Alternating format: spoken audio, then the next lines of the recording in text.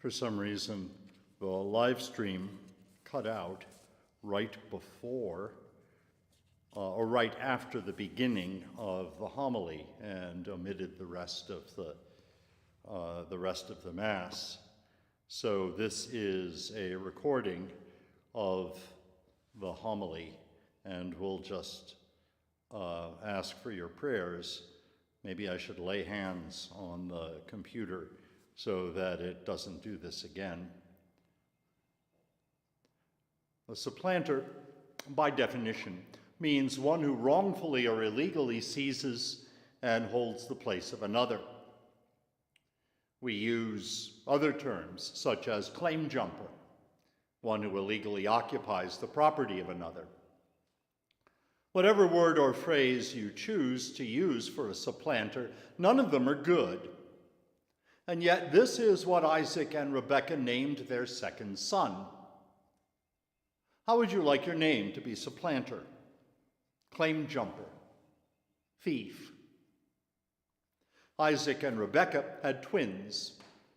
Rebekah described them as having a wrestling match in her womb.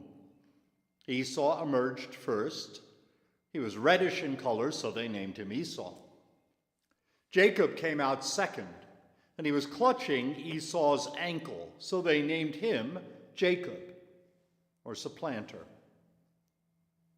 Little did they know how accurate that name would turn out to be. The boys were quite different growing up.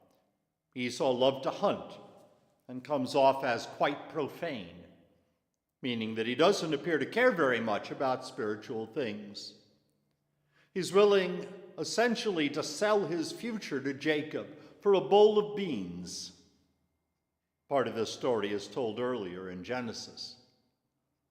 He can't see past his immediate hunger for what is of much greater value, namely his birthright as the eldest son, his father's blessing as the firstborn. Jacob, on the other hand, values these things. He's much more spiritual than Esau.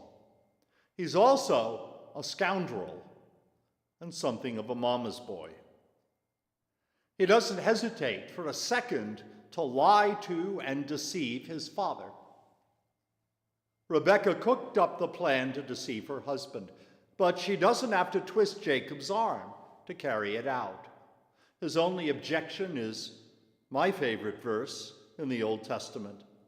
Esau, my brother, is an hairy man, but I am a smooth man. None of this seems fair. Esau sells his future, but regrets it. Rebekah conceives a plan for Jacob to supplant him.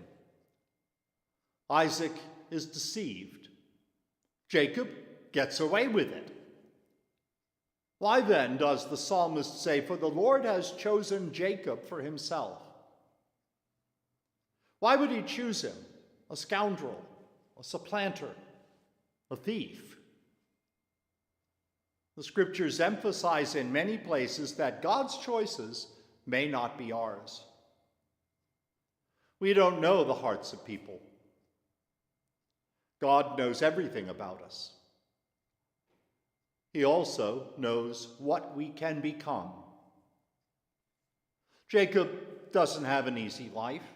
He has to flee from home so that Esau doesn't kill him. He ends up with a father-in-law that is a bigger scoundrel than he is. Although God does bless him, when he finally leaves his father-in-law to return home, he hears that Esau and a large group of men are coming toward him. His chickens are coming home to roost.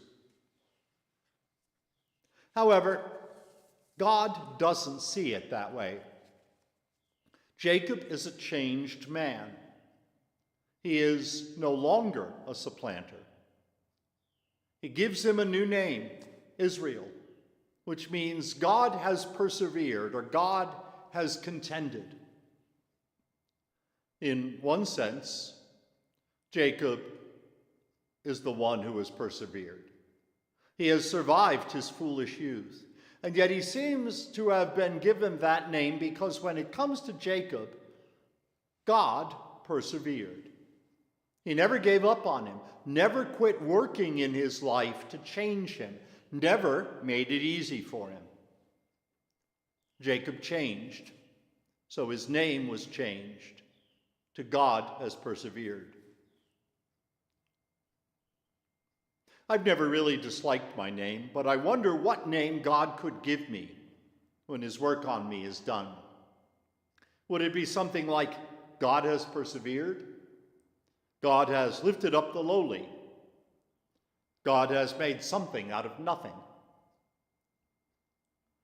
Perhaps today we read this wondering what in the world God is up to in our lives. The story of Jacob reminds me that God may be unseen, but that he isn't through with me yet.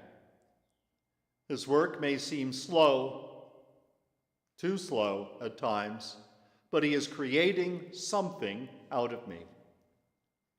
When he's done, I'm not totally certain that he will name me or what he will name me. Perhaps I'll just keep my name. But one thing I firmly believe, God will persevere and God will provide.